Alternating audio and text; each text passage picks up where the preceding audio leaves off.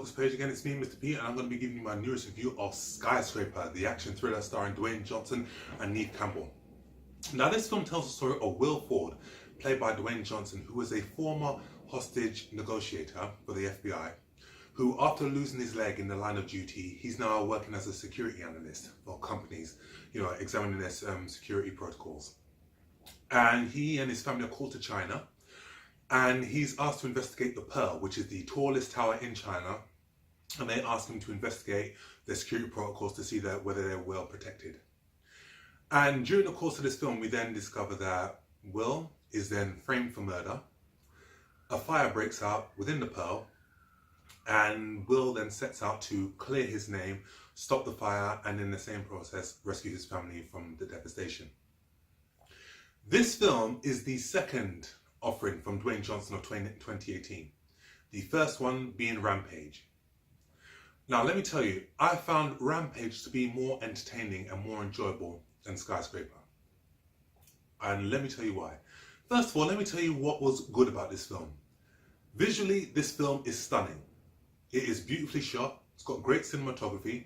It was shot in China. I like how it captured the whole Chinese landscape, the buildings, the culture, the people and everything, making it a whole character within the film.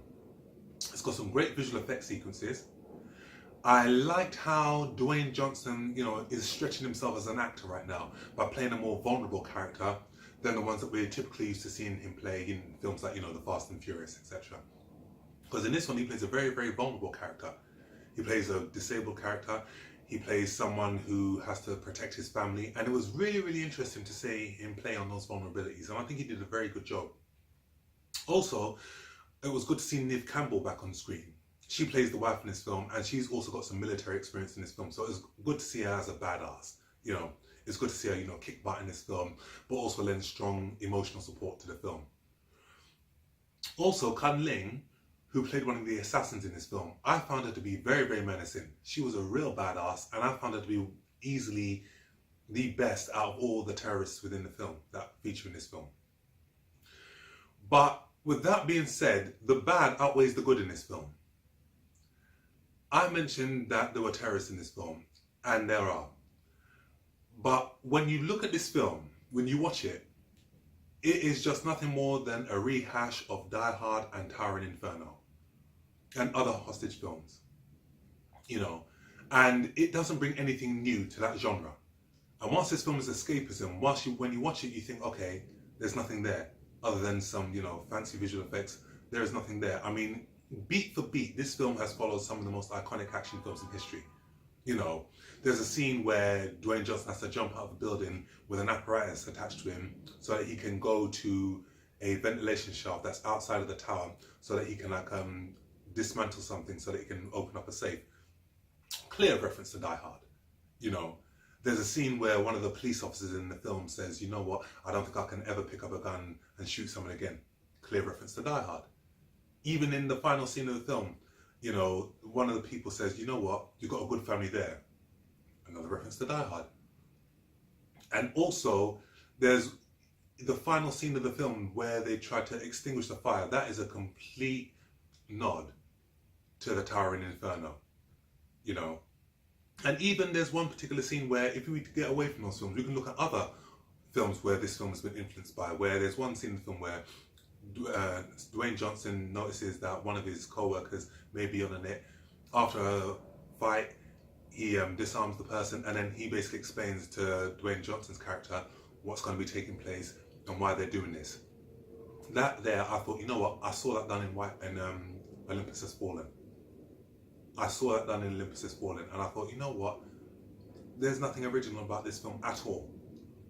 And even if we get away from those films as well, there's nods to other films, where there's one scene in particular where Dwayne Johnson's character has to wrap duct tape around his hands and climb outside of the Pearl building.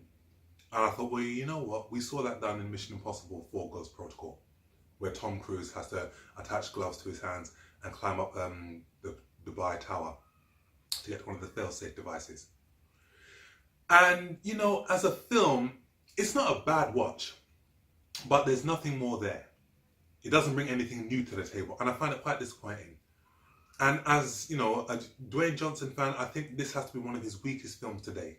His performance was great as an actor, but as a film, it was quite bad. And also, what I found most about this film was the fact that when you look at other reviews, the words Die Hard, the words Towering Inferno, you're going to see those a lot because easily this is what this film has been influenced by. But the main problem that I had with this film, and I think that a lot of people have with this film, if you go and watch it, is the fact that you have seen it done before, but you have seen it done better. And that was the problem with this film. And I left the cinema feeling a bit, you know, not deflated, but I left the cinema feeling, okay, that was quite forgettable. So that's my review of Skyscraper. Not one of the best films I've seen this year, and I will give this film a 5 out of 10.